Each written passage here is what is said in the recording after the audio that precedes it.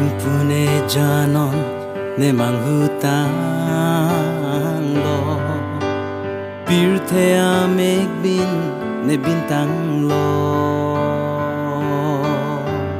Jong hele pang den ta manghu bom lo Rikan ki dong long bena son Tu var piklang non kisungang bom Ne mek ne pachi charlong non King kam chi jor po ne ripo non Kerjong aja kong ne pino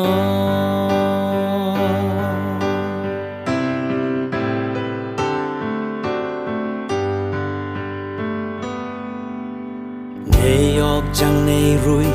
lo ne ing thu non Chi ha ja ka boy ave lo Ne ning le reset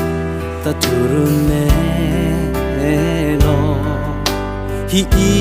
ka chu ber bena son Tu var piklang non kisungang bom Ne mik ne pachi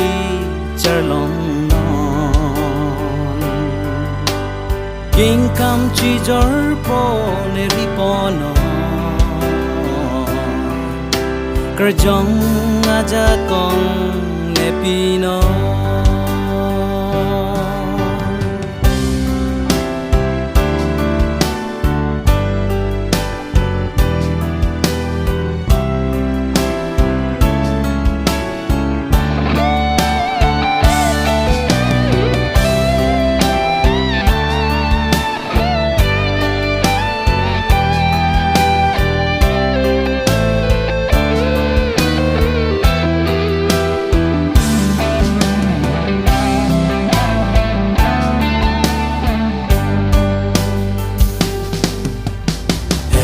Ne rai non ne chong koi bu na Isung lang roi ki harang bom Keng keng kang kang ki dam thiu the pi nan Sim sim ka ve a dona son Tu var piklang non Kisungang bom Ne mik ne pachi charlong non King kam chi jor po ne ripo non Kerjong aja kong ne pino Tu var piklang non Kisungang bom Ne mik ne pachi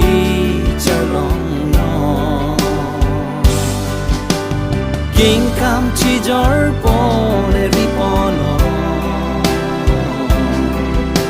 Kerjong aja kong ne pino Kerjong aja kong